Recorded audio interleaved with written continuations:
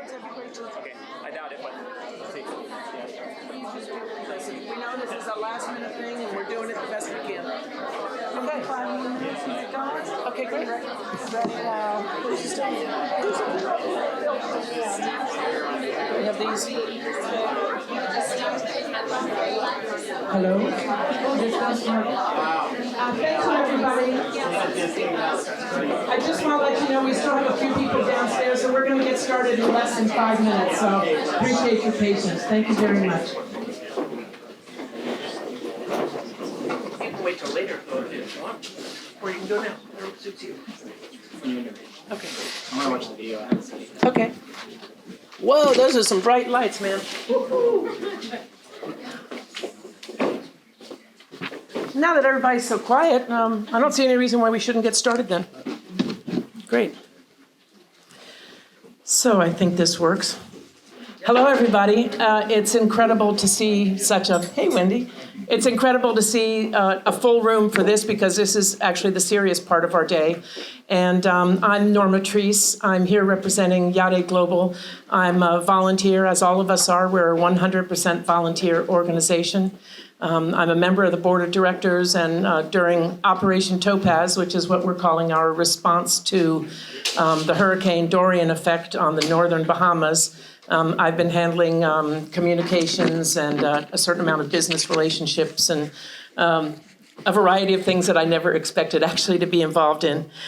And specifically today, we are here today to recognize and let you hear the stories of the incredible actions of Captain Paul Clark and the crew of Loon, as well as Captain Roy Hodges and the crew of Laurel.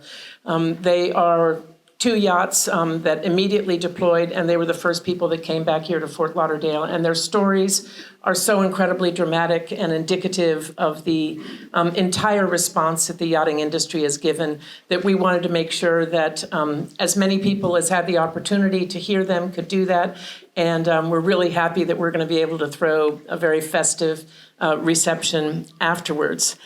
What's really important, let me tell you a little bit about YACHT Global. We've been in business for 14 years. The founder is Captain Mark Drullo. He traveled the world on a yacht named Dorothea with an ambassador as his principal. And as they were doing, and a very small boat, a 110-foot yacht, and back in those days in the 80s and very early 90s, I want to tell you that traveling around the world, literally as they did, South Pole, North Pole, and places in between, that was something that you just didn't see.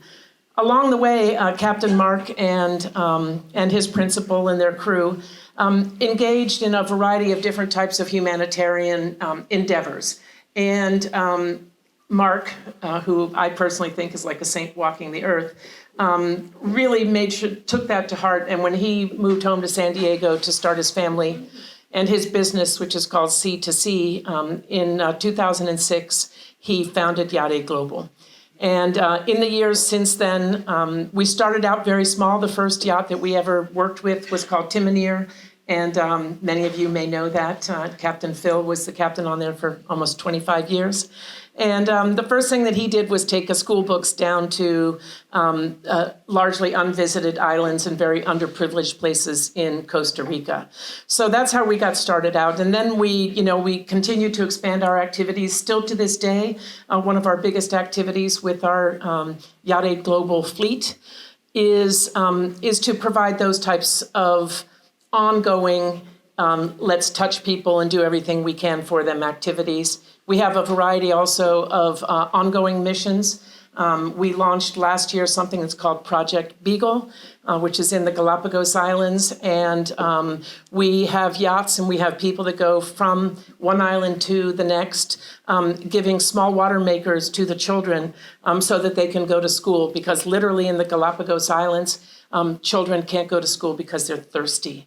And we're so excited about that, and that's proved already to be immensely successful. I can't tell you how many thousands of them that we have given away, but it's a lot. We have another project, an ongoing project called Project Swimway, which is in Baja, and that is teaching children there to swim. And as we all know in this community, Swimming is something that is life empowering and confidence building, and that's a project that is continuing to grow.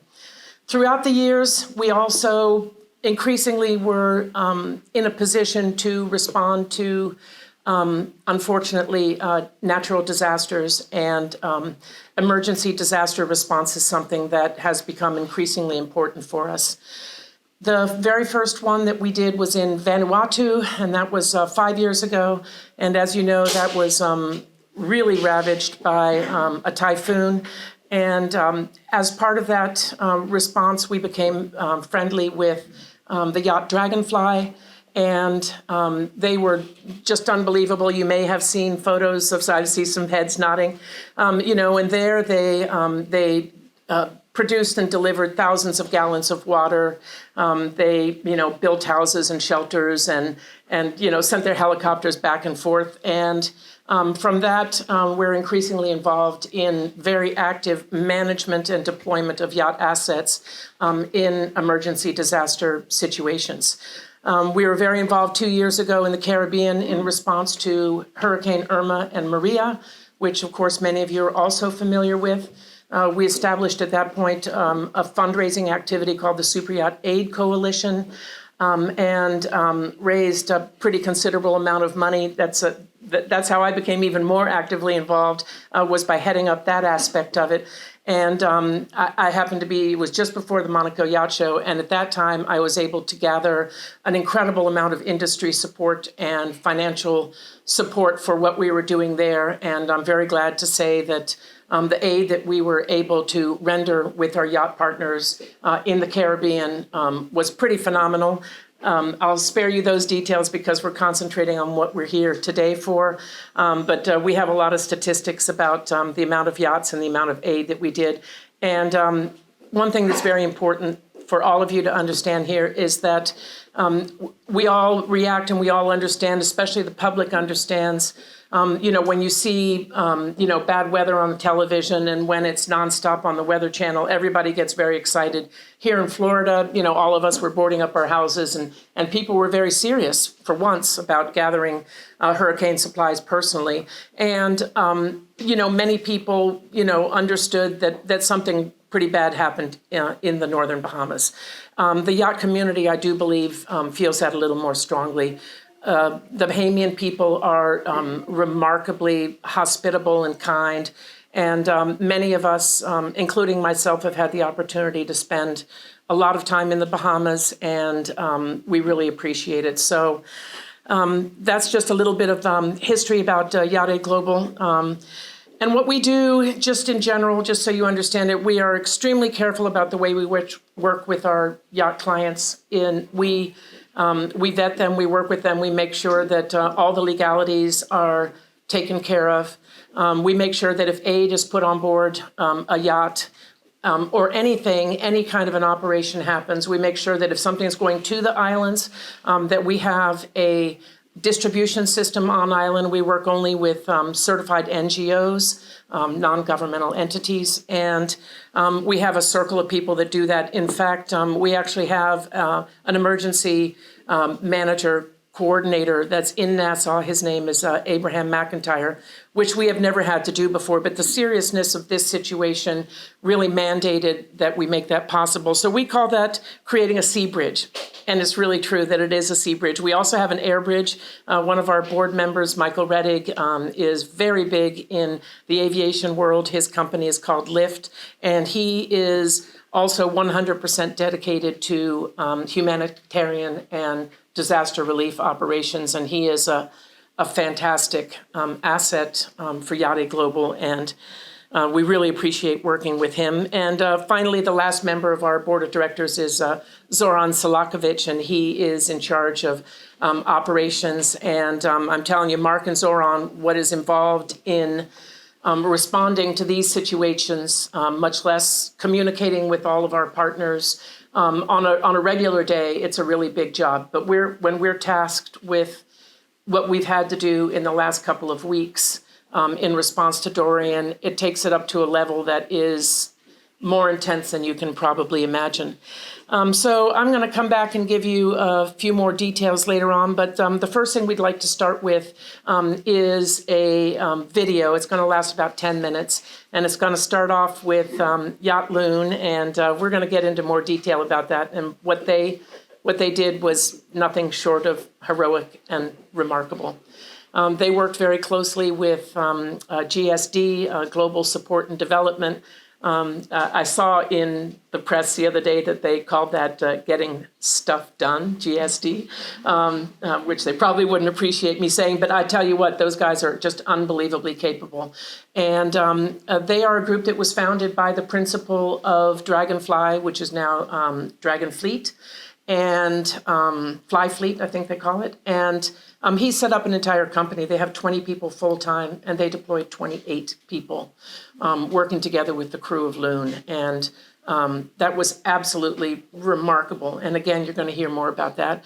And you're going to also see a little bit about GSD, a video of them. And then you're going to see a very, very nice video made by the extremely talented crew of Laurel that they produced. And just as a side note, I want to say that as the recipient of a lot of the communications, the professionalism of the approach that all of these yacht crew exhibited, not only on board the yachts and responding to a disaster, in effect, a war zone that we saw there, but their communications throughout were absolutely remarkable. So how they had the time in between doing the things that they did to communicate as clearly with the outside world as they did is just yet another example of the incredible depth of talent that we have, and the heart and the capabilities of the yacht community.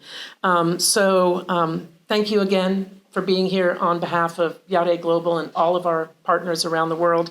And I hope you enjoy this video.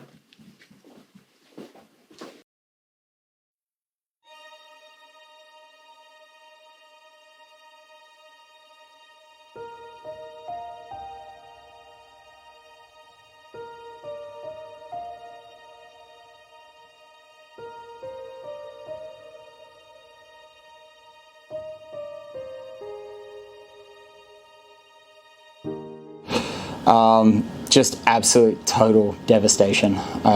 Everything is flattened. There isn't a wall, a building, a tree, a car left standing. It's just horrible.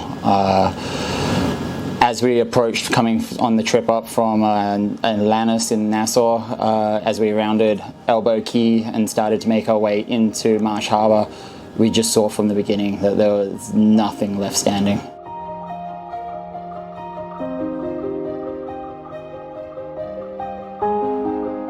You know, we were monitoring and watching, and I saw a Yacht Global post on Instagram, and they were asking for any volunteers to help, and immediately I said, we're here, we're ready. Just put the wheels in motion, probably about 24 hours, and this was still 3 days before the storm hit. About 24 hours after talking to Yacht Global, I told the owner what I intended to do, and he was 100% for it, and he said, go do what needs to be done. We had to cancel another charter because of the storm, so we were there and ready to go.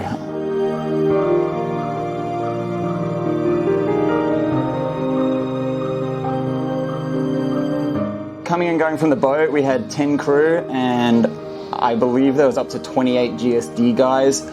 Usually would have about 12 to 14 sleep on board at night, and then the other guys would stay either in the clinic or sleeping on the dock, maintaining security there. It was constant activity. We were doing 200-300 miles a day in the tender in the 43 Everglades, running to all the outer islands, usually with a doctor, a paramedic, and a couple of the aid guys, and just checking on everyone delivering aid.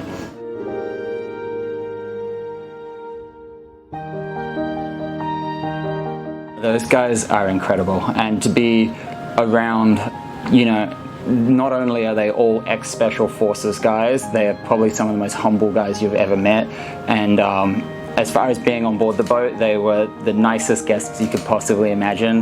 They were so respectful to the boat and the crew, but no, they were great, and I think those guys run pretty hard, and they were pretty stoked to have a yacht crew, a charter crew that was able to keep up with.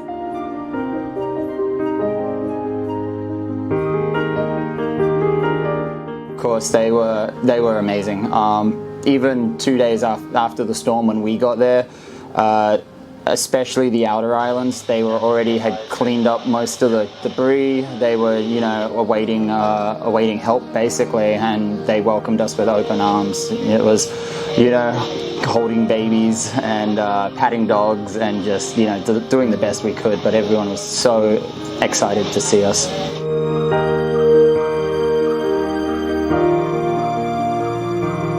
Such a big team effort. The GSD guys, the crew, everyone, we all ran at 100%, and I think we definitely mission accomplished.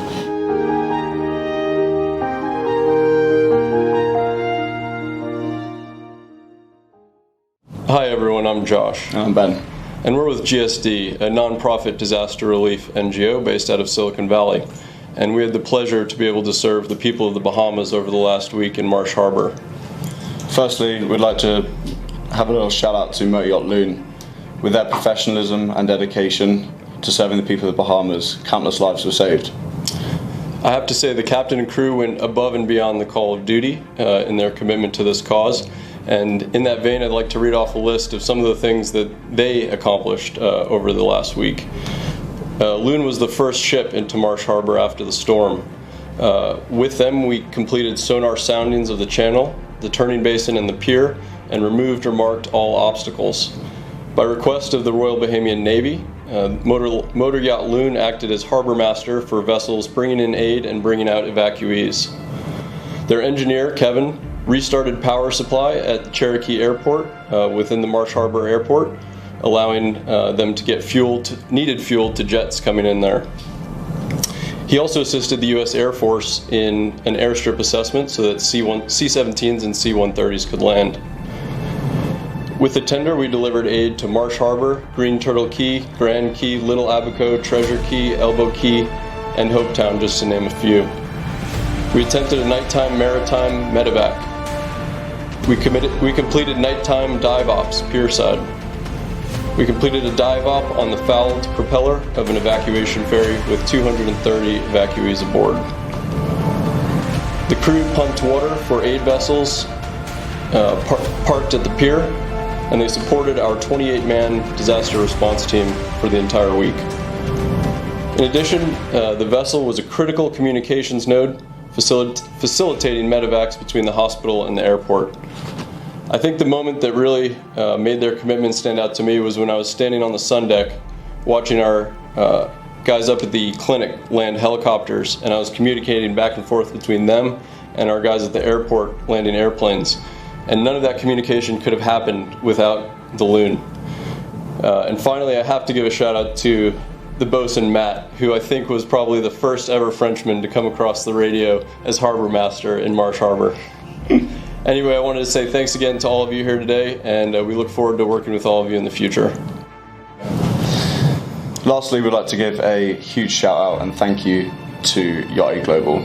Without their help throughout this whole period in disaster relief and humanitarian aid, none of this would have been possible. They went above and beyond at every corner, and without them, again, countless lives would have been lost.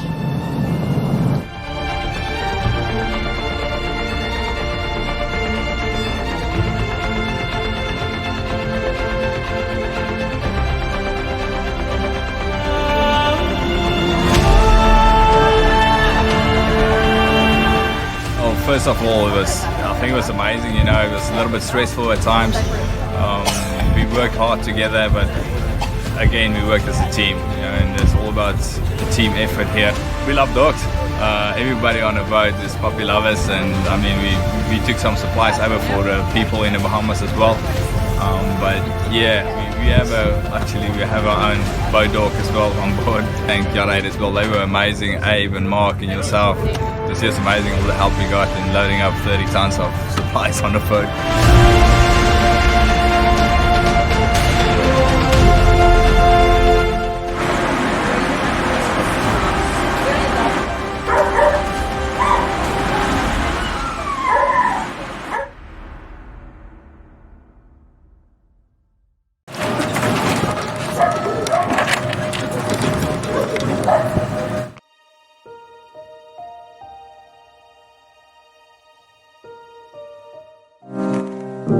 Okay guys, so welcome to Operation TOPAZ. We're going to play a big part in this. It's a lot of moving parts today, and I want everybody to be flexible and be willing to help out there. They're talking about 50 tons of cargo.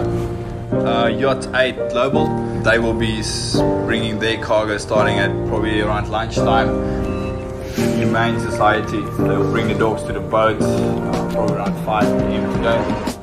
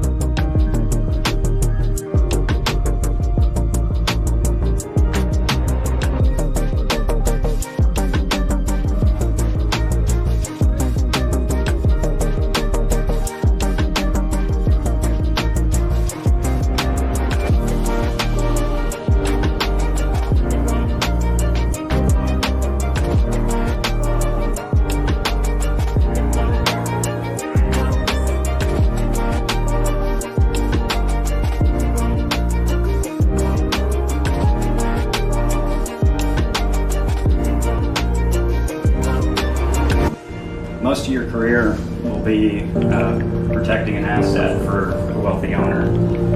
This is different.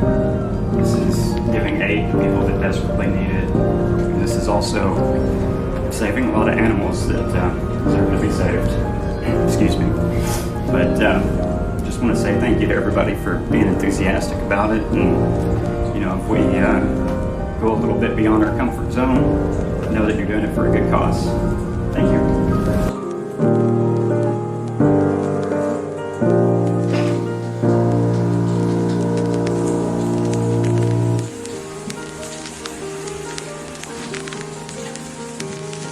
Well, I think you all agree that that is a pretty moving.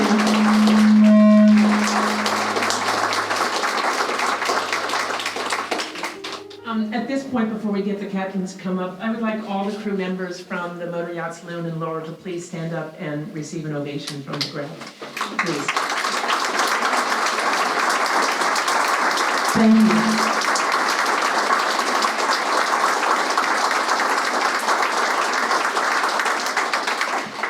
So at this point, we'd like to hear a few words from Captain Paul Clark and Captain Roy Harges and First Officer Vikas Yetis from Loon and from Laurel. And gentlemen, I don't think that you really need me to give you an introduction, but you've seen what they've done, but I've had a chance to hear the words from them, and there's just too much information, too many emotions to put in any one video, so thank you very much. Paul, shall we start with you? Yeah, sure. Hey, good afternoon. Thank you, Noam. Honestly, I haven't really had much time to really put much together for this afternoon. I got told yesterday we were doing this, and arriving back and now getting ready for a busy shipyard and converting into a super yacht again has taken up most of our time. But I mean, it's horrible there. It's absolutely horrible in Marsh Harbour and the outer islands of the Abacos where we were. We see a lot of these hurricanes. We see a lot of other natural disasters around the world, and this one takes the cake. I mean, the absolute level of destruction over there is just massive. The whole time we were there, it was just do the best we can. We were running around at 100 miles an hour. We were a charter boat. We're used to running hard. We're used to running fast, but this just took it to another level because of the impact we were having. We never really knew what we were doing at the time. It was just get the aid ashore, do the best we can, do whatever we can.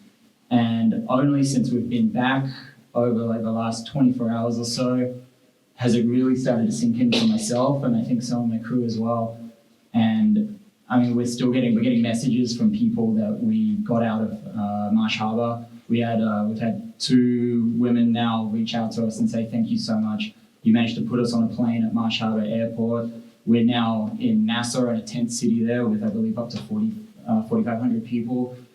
But we have nothing. We have nothing but the clothes on our backs. We are still trying to get a lot of stuff over to Nassau ourselves. We actually left some aid on board, mostly baby stuff, diapers and baby wipes, other stuff that babies need.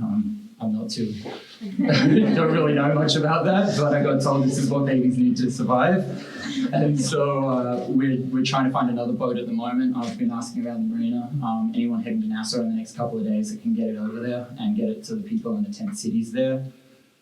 Another one that really hit home for me, I got a message on our Instagram saying my grandfather had a stroke 4 days ago, and no one's listening. And this was down in Cherokee Point, which is about 20 miles south of Marsh Harbour. And, you know, we were getting lots of late information. And so I was like, oh, okay, so I'm sure something's happened. And he's like, no one's coming. So I immediately reached out to the GSD boys, and we managed to get a Coast Guard helicopter there within 20 minutes. And they picked him up, flew him straight to Nassau, and they said if he hadn't arrived within the hour, he would have been dead. I got a selfie yesterday with his grandson and him in the hospital bed, just saying thank you. You literally saved our lives. And I mean, look, I'm getting chills. Just no idea at the time of the impact we had. And I mean, we're definitely going back. We're gonna go back. We're gonna run aid after our yard period, but we're gonna be back. We're gonna be taking guests. So we're gonna go straight back to. We spent 10 weeks in the Abacos this summer, and we're gonna be taking guests back next year. 100%. You know, they need everything we can help. You know, just from a tourism point of view and from what we can do in delivering aid. And we're gonna keep as much awareness and spotlight on the Abacos as we can. Great. Thank you, Paul. Thank you very much.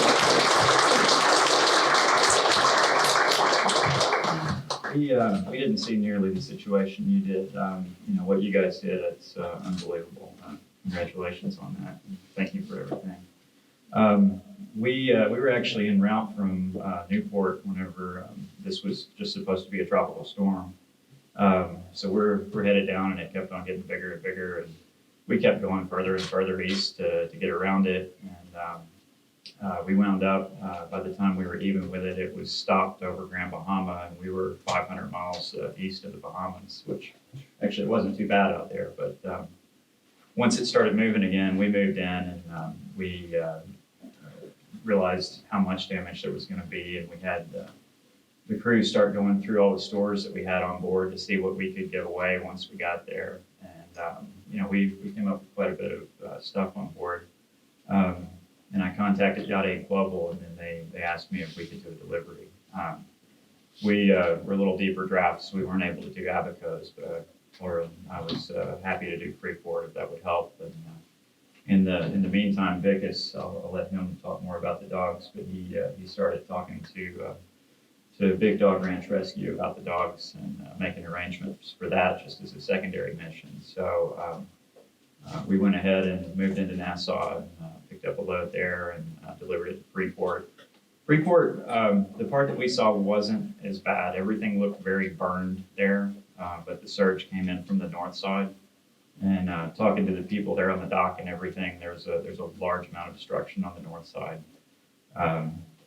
The pilot coming in, she was this really impressive Bahamian lady, very young to be a pilot. She's the harbor pilot for Freeport. She was telling us how they evacuated her from her house that was near the beach on the south side of the island and moved her inland because of the fear of the surge. Well, the surge came from the north, and where she got evacuated to flooded. And she So the only saving grace was it was during the daytime there. But in the middle of the storm, she's having to go down the street in chest-deep water with her kids in her cooler. But her house on the south side survived. These things, where they hit exactly is so important. For me, it was very personal because I have a lot of connection to the Bahamas. I've been cruising there 25 years. I have a home there, and it sits at the north end of the Luther, and I can see Abacos on a clear day, and we didn't get any damage, none whatsoever. But to think of everything that happened up where you guys were is just unbelievable. But yeah, that's about it for me. I'll let Vickers tell you about the dogs.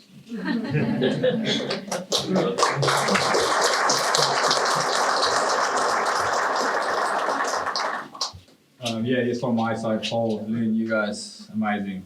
Well done on everything. Everybody in the community appreciate your help. So I really appreciate everything you guys done. Also your crew, guys, thank you for that. Captain Roy, what an amazing guy. If it wasn't for him, we would not never been doing what we're doing. All the crew is very happy on the boat, and how can we be with a leader like this? I get an easy part talking about the puppies. Paul summed it up pretty good, it's like the Bahamas is, the northern side of the Bahamas is pretty shut at the moment. Yes, they will need a lot of help and it will take years to come to make it better. But everybody will work together and make it better in the end, I believe that. Fast as the dogs, Laurel is just sitting there, she's holding steadily. He's our little boat puppy, Dorian's Steve's dog. And everybody on the boat, he's the reason why everybody on our boat loves dogs so much. And I made contact with Laurel, and she jumped into action straight away and said, listen, she's got 90 dogs for me. It's like, oh, it's right, like, well, if you take 50, you can probably take 90 as well, it's not going to make a big difference. So,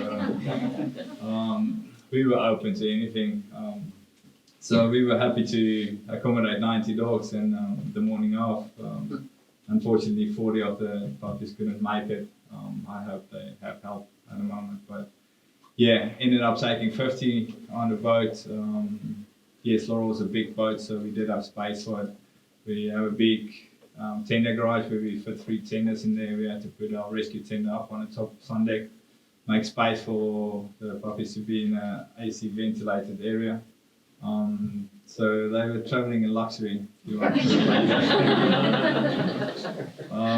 vets came on board and they were a little bit worried in the beginning. They was like, should I bring their own food? What should we do? It's like, is the puppies going to be okay? Should I bring them after sunset? Like this, and they're going straight into AC ventilated areas. It's like, they'll be fine. So they were not aware of the situation on the super yacht, which is fair enough. And the dogs came on board. They were medically fit and they were fine and well behaved, very well behaved. I think they were a little bit sedated. I'm not sure what they gave them, but yeah. So we had the dogs on board for a couple of days. We had 21 crew taking care of them, cleaning up after them. You can just imagine what a mess they can make. But all the crew were so happy to have them on board, and we were taking them out of the cages every day, walking them on the deck and taking photos and just, trying to make them as comfortable as possible. And yeah, mission accomplished. Got them back to West Palm Beach early Monday morning, safely on the dock, and we navigate us around the hurricane. So, and to do all of this in the Bahamas and get back home safe. We call Rover Beach our home, so got back home safe. It's it's a good feeling.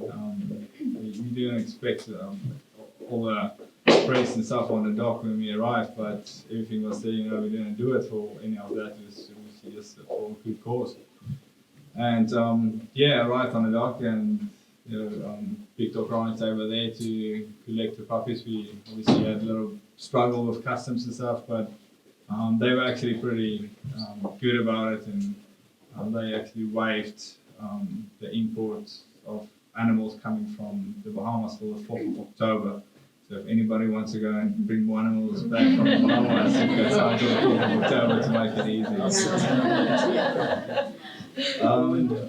Yeah, what can I say? Like my crew, 21 that was on board at the time, we always put together absolutely amazing crew. Everybody's just outstanding, you know. Not one time anybody complained or was too tired to work or anything. Yes, when we got to the dock, everybody crashed straight away. But you know, it's just a good cause, and we were so happy to get all the dogs back safe, and you know, the whole crew and the owner's boat back safe as well. So yeah, for one, if the owner said yes straight away as well. He doesn't communicate so good always, but he straight away was just on email and he said to her yes, and I think that means like he trusts her in the crew, you know. So got back and dropped off all the puppies, and I'm sure they're safe at Big Dog Ranch at the moment. So if anybody wants to adopt a dog, please go to see Laurel. Oh, that's great, Vickers. That's from my side. Oh, thank you so much.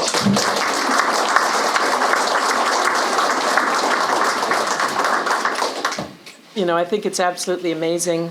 I think we all, when I started hearing this, I actually received the phone call about the grandparents. It came from those three of their children. They were age 4 to 18. Swam from Abaco to Little Abaco, and they got a hold of their aunt and said, you know, we have our grandparents there, and our grandfather's had a stroke, and nobody's assisting. And this was about 11:15 at night, and so I contacted the guys at YACHT Global, and they made the contact with GSD, and you know, so I'm not usually that closely involved in it, but when I got the message later that they had all been rescued, and that the grandfather had survived, you know, it's just incredibly moving and emotional. So again, to use the word that the guys from GSD used, I'd like to give an enormous shout out of congratulations to the crew of Loon for going through what you did. Absolutely amazing effort, beyond any effort that humans or yacht crew would ever do. So first of all, let's give one more round of applause to the crew of Loon, please.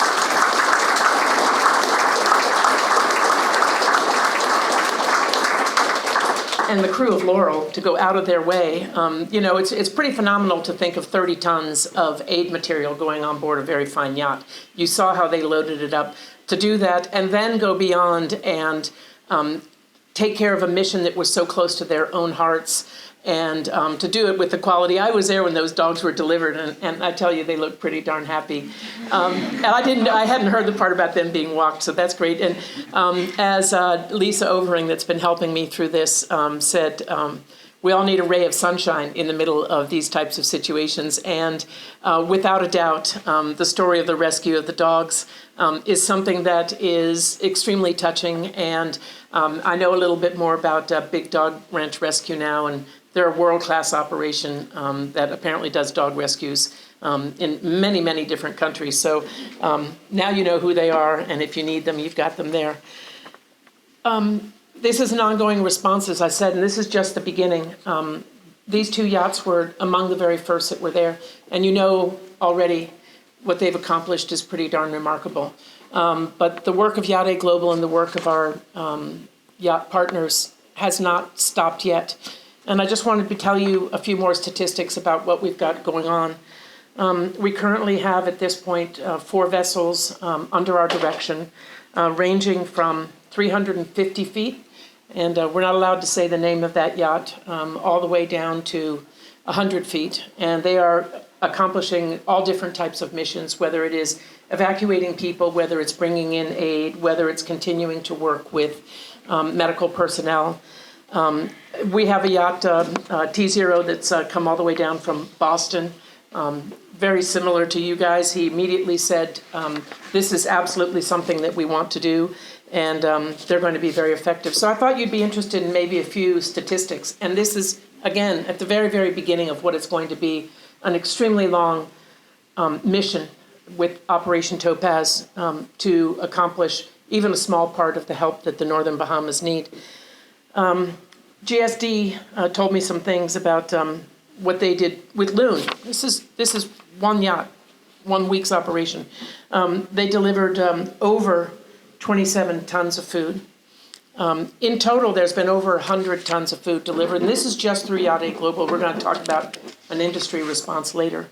They were instrumental in 1,100 air landings. They did 300 critical air evacuations. They gave primary first aid and response to over 900 patients. They cleared 30 or more miles of roads, and we're talking about going in there and cutting down trees and moving aside very heavy equipment.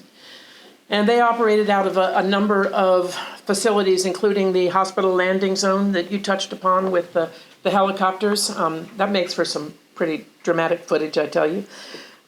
They were absolutely important in being able to open up the Marsh Harbor airport. The fact that the engineer used his skills that he normally uses in fixing everything on a yacht to start up the generator in the airport to enable Cherokee airfield to be open to traffic, I think is just amazing.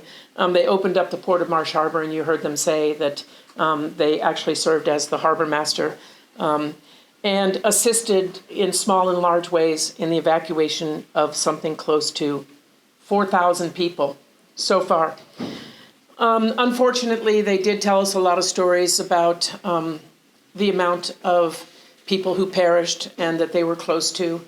I myself was asked at one point to find 1,500 body bags. We were directed by NEMA in the Bahamas for that, and we were able in one day to get 800 body bags donated by T-Mobile and got them there to Nassau. So I'm very sorry to have to say things like that, but that is the reality and the depth and the breadth of what it takes. And we have two of our fantastic crew right here so that you can understand what's going on. As I said, we've got 14 that are already deployed, working under our direction alone. But the response of the yachting industry in general has been absolutely phenomenal, and I'm so very proud as someone who's been in the yachting industry my entire adult life to see that we can work together to make these kinds of things happen. So I just want to give you a few more examples. I'm a very good friends with someone that a lot of you may know, Captain Marvin Wilson. He runs a 60-meter hospital ship called Pacific Hope.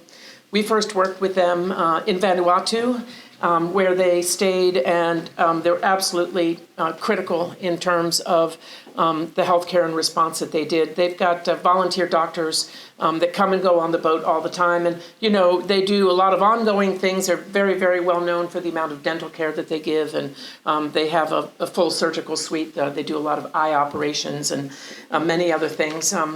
Subsequent to Vanuatu, they came to the Caribbean, and they spent about a year and a half based in Dominica, where they assisted in the immediate medical needs that everyone, unfortunately, or many people suffer after a natural disaster of the magnitude that we saw 2 years ago with Hurricanes Irma and Maria. And then they spent a little while in the DR, so when all this was going on, we all have different responsibilities, so I kind of took it upon myself to call Marvin on the telephone and say, we need you. And he jumped into action immediately. They are, like us, like GSD, 100% charitable organizations. We do not spend our money in administration and frou-frou. And he has deployed, and they arrived in the Bahamas. Oh, gosh, how long ago has it been? Today is Thursday, so they arrived on Monday. Just as a side note, one of the things that Marvin said to me was, he was the one that actually got the directive about, I hate to say it again, the body bags. And he said, listen, this is shallow water here, we're a big boat, so we can't go everywhere. We're going to need a really powerful tender that can reach those places. So another very dear friend and great humanitarian, Captain Ken Bracewell, took a month off of the boat that he currently runs. He contacted the owners of Motor Yacht Rena that he had worked on for many years, traveling around the world. And Jason and Rena very generously offered for him to be able to take the boat that he specified and actually had built for them, which is a 28-foot center console with a long-range capability. And Captain Ken came down. He sourced a paramedic to come with him. And they went over to the Bahamas. They left on Monday. And they are acting as the resource vessel for Pacific Hope. And we're now working with them to help them find other smaller boats that can do the same thing. And that's something that they weren't actually working under the directive of YACHT Global, but I just want you to understand that one of the things we do is also serve as a communications hub for anything that's needed. Our vessels and our aviation assets, of course, when they work directly under our directives, as I said before, we handle extremely carefully. But if we can do things to help other groups, we're extremely happy to do so. There's a lot of ongoing issues, and I don't want to get into any of the pretty depressing specifics of what some of the GSD people told me were potentials of what could happen there. But back to Pacific Hope and medical care. I'm not a doctor, and neither is Captain Marvin for that matter, but he's got plenty of really good ones around him. So I reached out to a very good friend of mine, Dr. Jay Lasner, that runs Blue Water Training. And he has done absolutely remarkable things. And again, he's not a YACHT Global volunteer. He's a great supporter, and he took it upon himself with his staff of Blue Water, and he has done an unbelievable job of coordinating medical volunteers to go on board to Pacific Hope through our aviation assets and some other friends. We've been able to fly them in. A crack team from Harvard University, two emergency medical specialists that actually teach courses in it. And he has worked with Patronus Medical and a variety of other groups. And, we keep trying to relieve him of that responsibility. But Jay Lasner has done such an incredibly great job that I don't know if he's going to be able to get out of doing it again. But he's another example of a great human being that has just jumped up and done something. So I'd like Jay Lasner to stand up, and would you please give him a round of applause also? Thank you, Jay.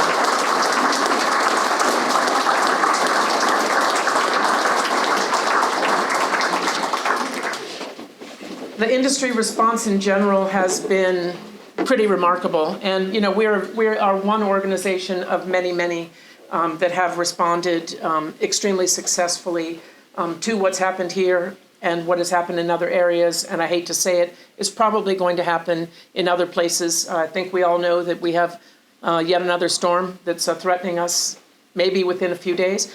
We dodged a bullet here in Fort Lauderdale. We weren't sure that we were going to, but it takes a lot of hands to be able to go wrap around a problem like this and handle it. So we've had a lot of meetings. Actually, previous to this, we had GSD organized a big conference in June so that we could gather a lot of resources. And fortunately or unfortunately, we found that we needed a lot of those. And, those included Marinas, IGY were the ones that hosted us. We had it at the Marine Industries Association of South Florida location. And we discussed and we put together some talking points and some bullet points about working together that we could use, which in fact came in very handy. And I hate to say it again, will probably come in more and more handy.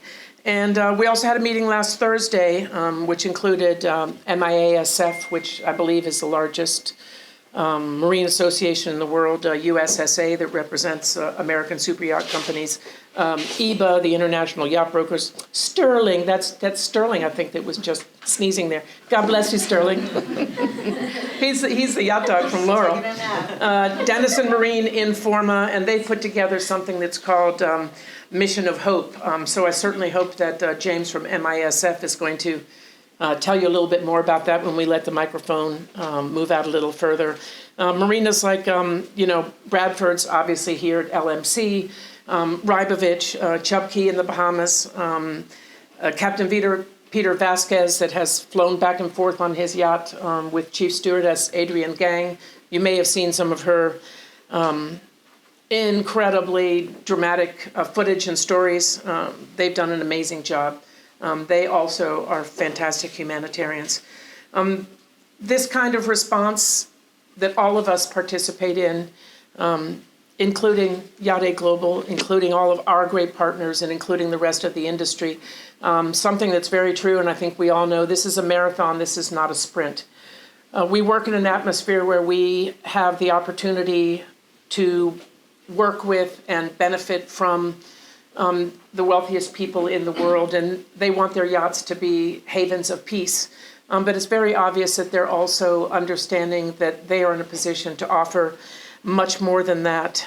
So we would like to make sure that we continue the discussion within the industry so that we can refine our response to these types of situations, that we can create more ongoing opportunities for the yacht community to display what I call the power of yachting to do good.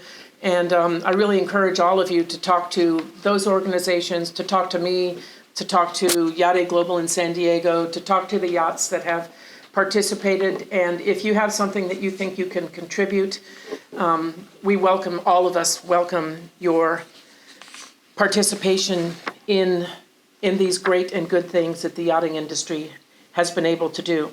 I'm going to read out a list of people that have participated, but one last editorial note, and I hope it's something that's self-evident, but we saw certainly in the Caribbean a rapid decline of charter activity there after Irma and Maria, and I fear that we might see something like that in the Bahamas, but the reality is that at least so far, the storm effect in the Bahamas is relatively small in terms of the percentage of islands and people that were damaged. So the very best way that we can support the Bahamas as the yacht industry is to bring our people and our charters and our yachts there. As tourists and as friends of the Bahamas, we need to spread the word that the Bahamas are open for business. And they are just as wonderful and warm-hearted and kind and hospitable as they always have been, and I'm sure will continue to be. So, let's spend our dollars there as well. So before we wrap it up with a final thank you, and we have a chance to go downstairs and drink champagne and eat some fine food, I'd like to read out a list of just a very few of the people that have helped us at YACHT Global. And please, before I get down the list, if there's anybody that I have omitted from this, it's my own error, because I can tell you that for the last 10 days, I have probably worked harder than I ever have in my entire life. And the entire team of YACHT Global has done the same. But these are just a few of the people that have helped us. Of course, Team GSD, Global Support and Development. E3, who I reached out to at the very beginning and immediately offered almost unlimited broadband satellite communications, which I think was so important to Loon. Deborah Radke and Dee Dee Pegg from American Yacht Agents have been fantastic. As I said before, Dr. Jay Lasner and the staff of Blue Water Training. Dr. Andy Desjardins, the director of Petronas Medical and Petronas Medical. Beth Israel, Deaconess Medical Center of Harvard University, and those were those two incredibly qualified doctors that I mentioned earlier. Captain Marvin Wilson and the crew of Pacific Hope. Captain Ken Bracewell, the owners of Loon, who are named Craig and Helen Leopold, that are fantastic humanitarians, and please thank them again on our behalf. The owners, of course, of Laurel as well, and all of the owners that have made this possible and will continue to do so. Including the owners of Rena, Jason and Rena, Mike Stalker, who's been a rock in helping with so many logistics, unbelievable. Bradford Marine in both Fort Lauderdale and Freeport. Bradford Marine and Freeport, as well as Chub Key, are two of our staging areas, also including Nassau, and they've been fantastic, and they've got their own efforts going on as well. So, we like to feel like we do a great job, but we can't do all of it, but they're great partners on their own, and they're great partners with us.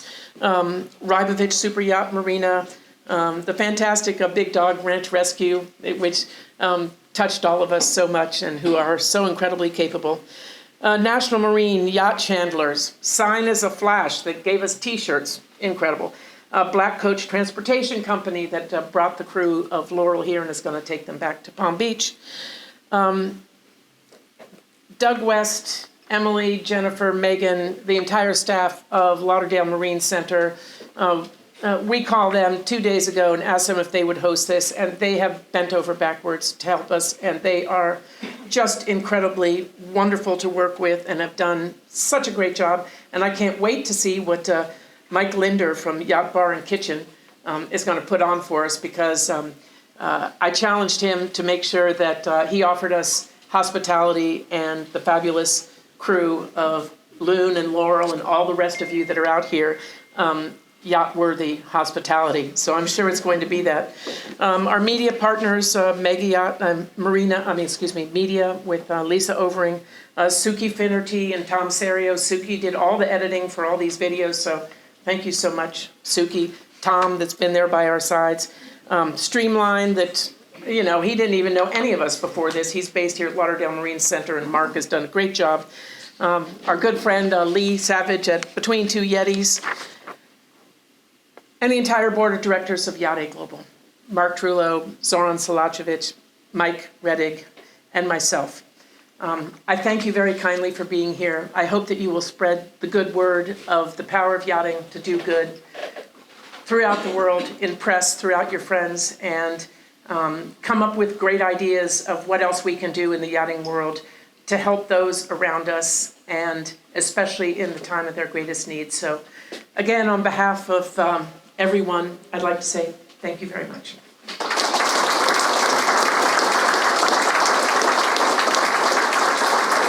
Here we go. We have a representative from the Bahamian Tourism Board, and I guess you probably have a couple of words you'd like to say.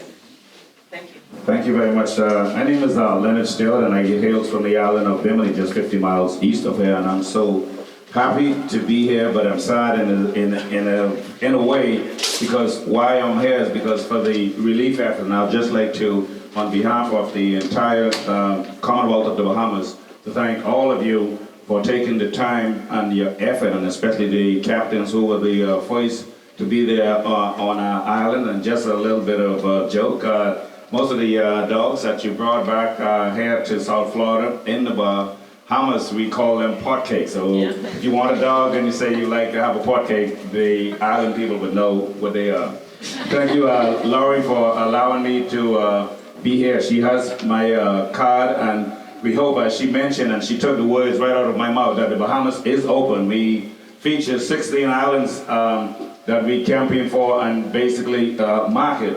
But now 2 of our greatest islands have been as disaster in the Abacos and the Grand Bahama Island. The other 14 islands are open for business. So we would like to spread the word to continue, not only with going to the Bahamas, but we hope at the end of this, with the continuation of relief effort, that we will be able to go back to the Grand Bahama and the Abacos on the joyous occasion where we will have a great flotilla of boaters and yachters to the islands of the Bahamas. On behalf of the government of the Bahamas and myself and all of our tourist office in the United States, we'd like to say thank you, and let's continue, and Bahamas, be strong. And we'd just like to thank all those brave people that went to our island to rescue our individual, and at this time can we bow for a moment of silence for those people that perished during the devastation of Hurricane Dorian.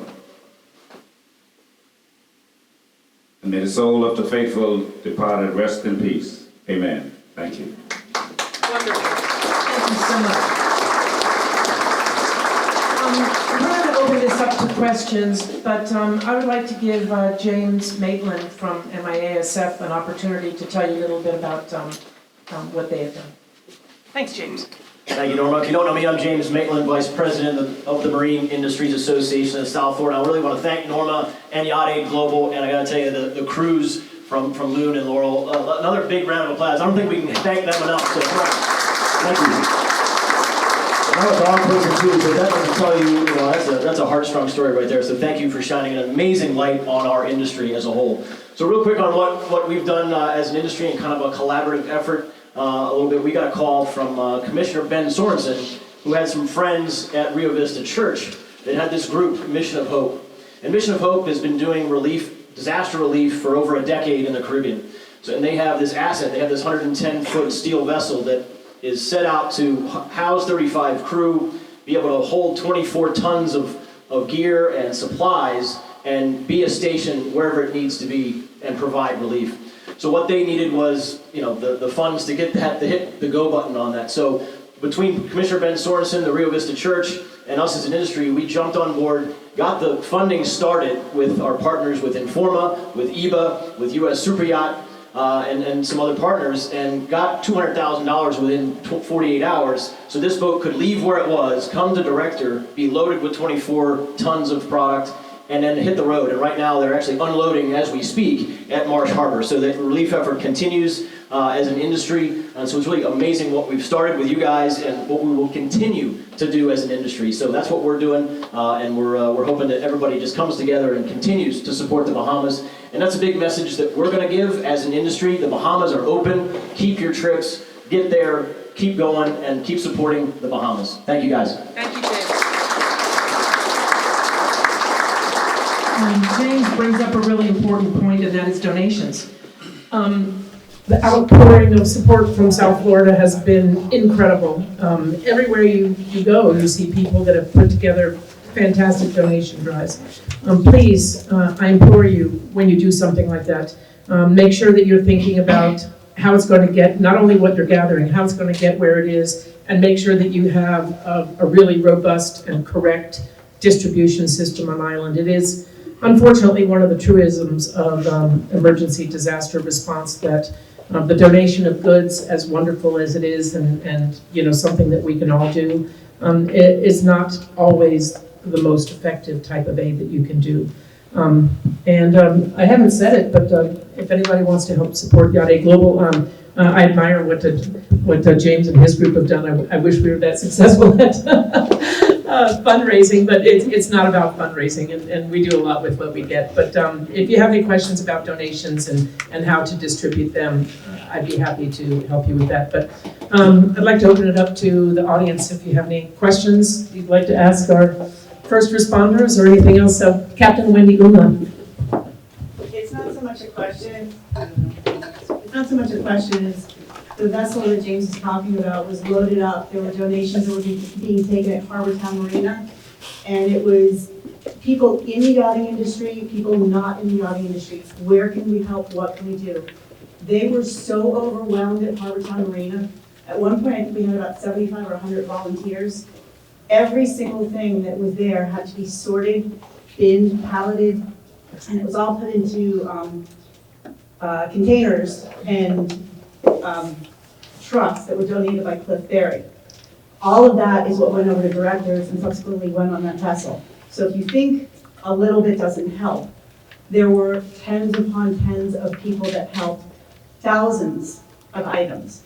If you want to donate clothes at the time, it was the last thing that we needed. If you do want to donate, please don't go clean out your closet. This is a matter of pride and dignity for the people of the Bahamas. Go buy them some brand new shirts. Go buy them some new underwear. If you want to donate it, try to separate it, gender and size, and label it. Everything like that helps.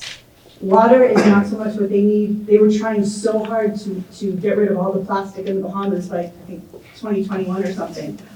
Water filtration, water tablets, water purification systems, that's what they need. So any little bit that you all can help, and I mean, there's been yacht crew, there's been people from Rio Vista, everybody has been just teamed up, and it's been amazing.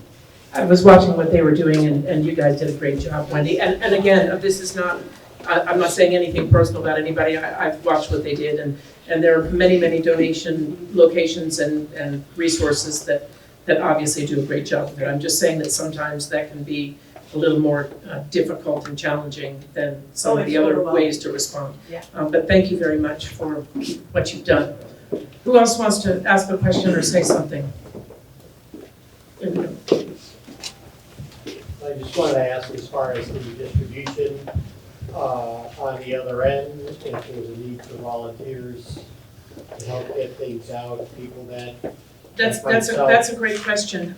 We work strictly with NGOs on island, that have a directive to actually give out the the goods and distribute them correctly.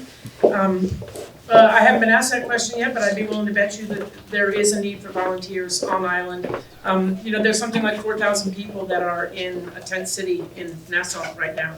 And they're requiring a lot of feeding and watering and helping in addition to evacuation and then getting everything to the other islands. So I'm always happy to send those kind of questions down the pipeline if we can. Okay, well, I'm an engineer and I rotate out in a couple of weeks, good at fixing water makers and generators. So you're the famous guy that got the generator. No, not on Laurel. Okay.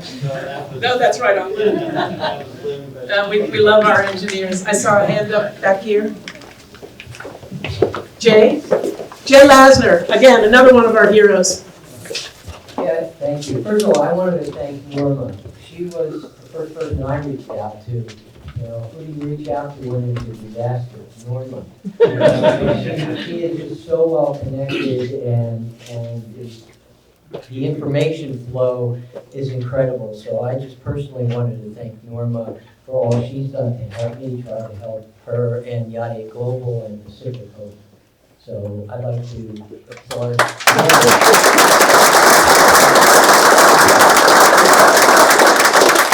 The only thing I would say is, as Norma said, this is truly a marathon, not a sprint. And please don't get disaster fatigue. Don't, you know, after a week or two, change the channel or move on to the next big story or whatever. This is a long-term project for all of us, and it's really important that we all stay focused on trying to help these people because it's going to take a lot of help for a long time. So thank you very much for everything everybody is doing towards that.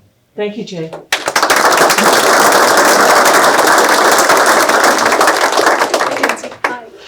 Is that it? Oh, there we go. I knew we had to have some more comments and questions. Introduce yourself, please. I'm Michael. Do we have someone in Nassau that's able to take donations to help people in the tent city? Again, I'm very sorry, you know, at the risk of sounding like somebody that has disaster fatigue, I have to say that at YACHT Global specifically, we don't have every single resource. We do have, as I mentioned, an emergency management coordinator in Nassau, and he is working very closely with the many, many, many NGOs that are there. So if you've got a specific question about that, I can pass that down to Abraham, and he would probably put you in touch with another NGO that deals with specifically one of the groups that we dealt with. We just put a very large load on Axis, and they took on board, I have no idea how many tons of material, the shadow boat Axis, that I'm sure you've seen a lot. They do great things, Captain Les Annan, and with everything they do on their submarines and all that. But they took food specifically designed for the World Hope Food that we've been working with. So that's one specific example. But again, if you have any questions, I've got a big box full of cards here. I'd be happy to give it to you. And of course, you can find me on social media and everything else. So we specifically might not have every single answer, or we might not be the resource for it, but we are willing to try as hard as possible to make sure that your questions get answered. Hi, Sean. Hey, Norma. How are you? Good. How are you? Oh, that dress. Rough night, Sean. I'm just wondering, you know, I hear a lot of the same thing going on, and you think about how much our livelihoods and their jobs, not just the well-being of the people there, and obviously, you know, that's what it's all about. But you look at St. Martin, and you look at Bahamas and other areas that are affected that have a lot of ripples that spread out within the industry. And I wonder if maybe instead of being kind of retroactive and after the fact, everyone's scrambling, trying to do the best that they can. You know, perhaps on our side, through MISF or someone like that, we can have a single entity that's more or less like a portal or a point of contact to reach government officials in the affected areas and coordinate things where the goods and the funds and things that we are funneling to them hit the target and get where they need to be as quickly and efficiently as possible. Sean is with Global Marine Travel, and they are an absolute definite aviation asset to the yachting industry. And I've spoken to your principal, Tim Davey, and I know that they've done a tremendous amount of outreach as well, and I believe that they're working directly with Carnival Cruise Lines to do some major good reactions in light of this. But you're absolutely right, we touched upon it, James touched upon it. We've had, as I said, we had a conference earlier this summer where we brought together about 20 different groups talking about, led by GSD. And, we, as I said, put together some resources. James and I were just talking about it. We had a meeting last Thursday. And I agree with you. I think it's really important that that we are prepared as far in advance as we can. And definitely, I saw that from the reaction to what happened here, and not just because it's on our doorstep and we all love the Bahamas, but also because I think as an industry, that we already are better prepared, and unfortunately, we're getting better and better prepared. So, Sean, let's make that happen. And James and all the other leaders that are in this room as an industry. And besides, I hate to say this, but this is a business, and the yachting industry creates fabulous things all over the world. It creates technology, it creates art, it creates jobs for thousands of people, not just the 50,000 or so crew members, but the amount of man hours and people that are involved in building yachts and designing them and support businesses are, I don't really even know how many billions it is. Probably James has those kind of statistics. But this is a tender industry we have, and if we offer the people that are at the top of the feeding chain the opportunity to feel really good about how they can affect positive change and the power of yachting to do good with their yachts, I truly believe that it's something that can really help our industry. So that's really important to me, and I hope nobody disagrees with me. Great.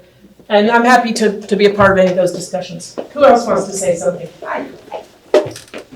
I'm Heather from YACHT. I'm really proud of all of my crew members up there, and you guys are fantastic and fabulous and really inspiring. And I want to know, like, what's the best thing we can do to help as an industry? Is it to donate money, or I know you're saying supplies sometimes become too much to handle it at a certain time, but and where does the money go that we donate to YACHT Global? Does it go to support the organization, or does it actually go directly to the Bahamas?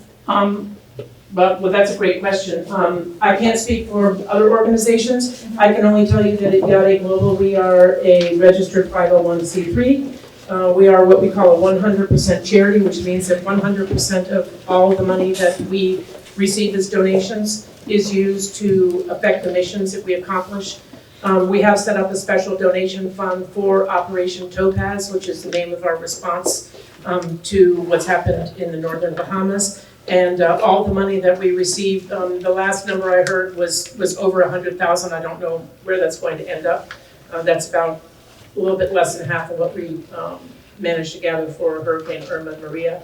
And with us, we are very concerned about making sure that our donations, that we're very clear and transparent about what we do with all the donations that are received. As I said, we have zero salaries, we have zero overhead. The donations that we receive in terms of support are really fantastic. And we think that in terms of return on investment, if you want to call it that, for your donation dollar, that we give at least 100%. So in other words, every dollar that you give us, we feel like we double in terms of the effect that we use on it. And I'm sure there's other organizations that do similar things, but I can only speak about what we do at YACHT Global. But and we're very, very transparent and open about how we deal with all the funds that we get. And I don't think there's many people that would disagree with that. At least I hope not. Yes. Add one thing, Heather. Sure. You could just let us know, let people know which of your vessels and where they're going, who's available, what size vessel, where they're going when they're kind of ramping up and planning on the trip. It'll help us know where donations can go. Okay. Okay, thanks. Great, and again, as I said before, there's many opportunities to donate to affect change. I can only speak about what we do at YACHT Global, and knowing as much about it as I do, I feel very confident in encouraging all of you to help support us. And Wendy touched on a good point. You know, we're trying more and more to establish an ongoing YACHT Global fleet of vessels that we're working with GSD. We have training programs that we were trying to implement before this started, 3-day training programs for yacht crew in emergency response on a variety of different levels. And they will come on your boat and they'll train your crew. This takes about 3 days. And we would like to offer that to yachts, and that will be free of charge. And as you heard earlier today, if there's one thing that the guys at GSD I can promise deliver, that is absolutely effective training and deployment. Right, Paul? Great, that's a great question, thank you. And if IYC wants to participate in that, we welcome your discussion. Great. Yes, hang on a second. Oh, the only reason why, you know, besides the fact that we want everybody to hear you, if you're not on the microphone, you won't be recorded and we're live streaming this, by the way, so the entire world is watching what we're doing. I just have a question for you. Go right ahead. Are you populating a list of yachts that are going somewhere, where they're going, and that they need aid or something like that? I have a ton of aid I'm trying to get pushed out. So are you trying to populate a list of the yachts that are going and where they're going?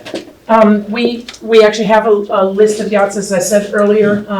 We currently have 14 yachts engaged in Operation TOPAZ with us because we're so meticulous about the way that we work with our yachts and that we try to safeguard our owners and our crew and everybody's safety and make sure that our distribution chain is as effective as possible from the time that it leaves here to where it gets.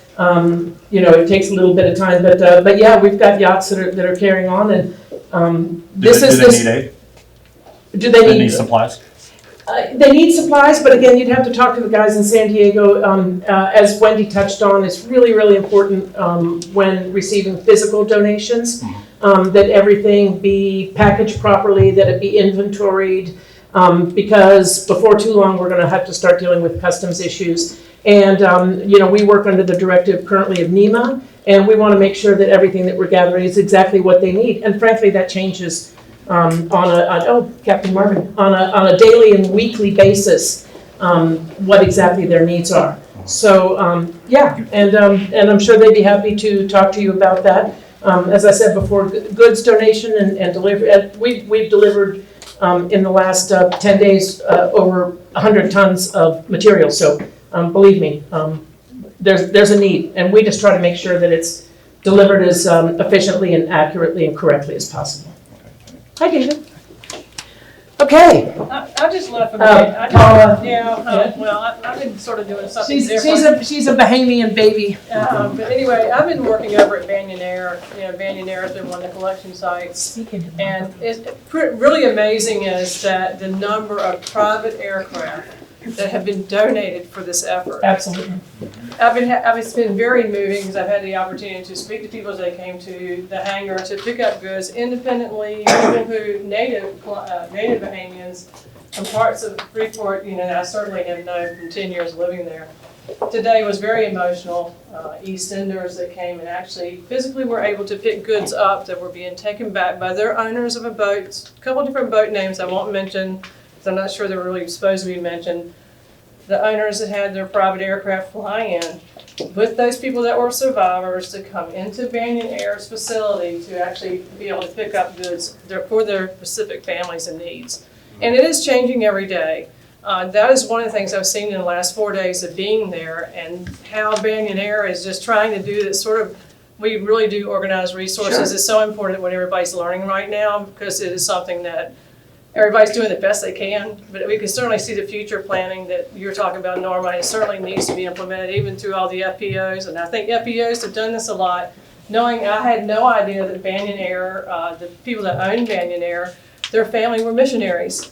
I mean, just wonderful things, and today there were quite a few critical response teams that have arrived, you know, around the executive airport area, and I've never had that experience. And I must say that it's the passion that people have shown It's amazing. It absolutely is. It's heartwarming. It's frightening. It is exhilarating. It is so scary.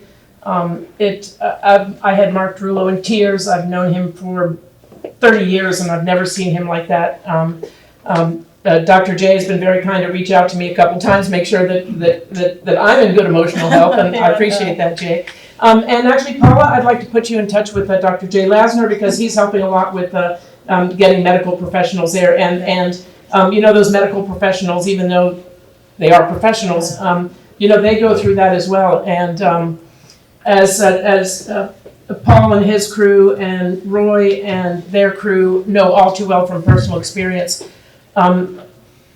when you see something like this firsthand and when you deal with it firsthand, it can be very, very difficult. So we also want to make sure that we're not, you know, burning out our community one way or the other. But thank you, Paula. You can be part of the resources as well. Great. Sure, of course. And thank you, by the way, for your words. That moment of peace was wonderful. I'd just like to add to what Paula said about Banyan. I was there with Banyan. We are partners with Banyan, with all the FDOs. And, you know, just 3 weeks ago, we had a farm trip over to the island of Freeport. And we had some of our workers who was in charge of hanging iron where all of the goods were brought in. There were requests made by Airbridge, who was organizing and staging all the flights. A request was sent out for 120 aircraft. Over 200 aircraft responded so far, and they are still flying out of Banyan Aviation. And we'd just like to thank Don Cameron, the owner of Banyan Aviation, for his tremendous support and the love that he had for the Bahamas. And I would just like to say thank you again to each and every one of you, and may God continue to bless all of you and all of us. Thank you.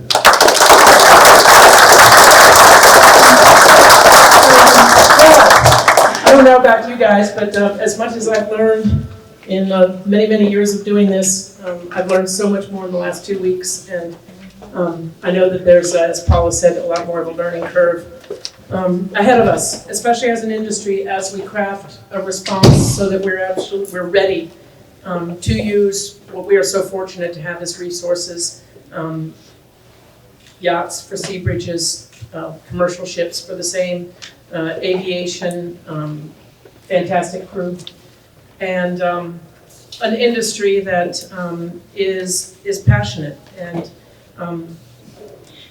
participating in something like this requires passion.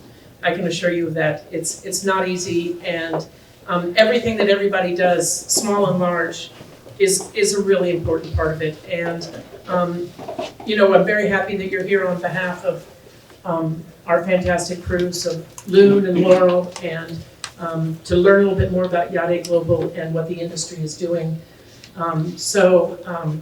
Unless we have any more questions, I think it's going to be time to go downstairs and relax and enjoy ourselves in the hospitality of Yacht Bar and Kitchen. Or do we have any more questions? Okay. Oh, yes. Paul, you can say anything you want. After hearing everyone just questions and stuff, I just wanted to clarify that besides burning a bit of fuel, that's, you know, and having a crew that wanted to engage, you know, the owner was amazing, but Loon is fine. There's no damage at all to Loon. You know, she is as shiny and clean. Well, she's a little dirtier, but she's still a super yacht. You know, we knew before that we engaged what we were getting ourselves into, so we protected the vessel the best we could. But there's no reason that every super yacht should do this. If we had a rolled into Marsh Harbour with 10 super yachts, it would be a totally different place than what it is now. You know, just a little bit of fuel and a little bit of hard work, you know, and it went a long way. So, you know, next time, I hope that with us and with Laurel, you know, we have inspired other crew and other boats to get involved. It was, yeah, it was great to be there. It was great to help, and you know, it's easy. It really is. So everyone should be doing it. That's great.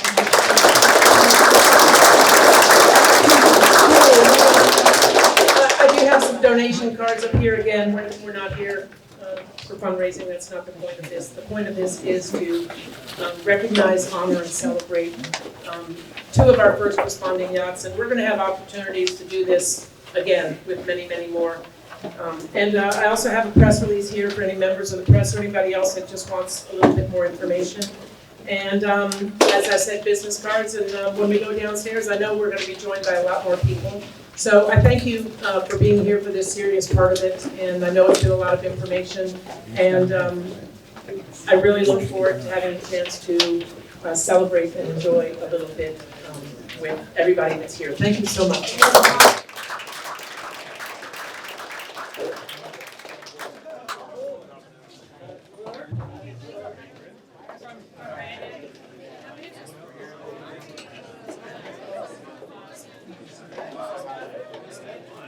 Hey.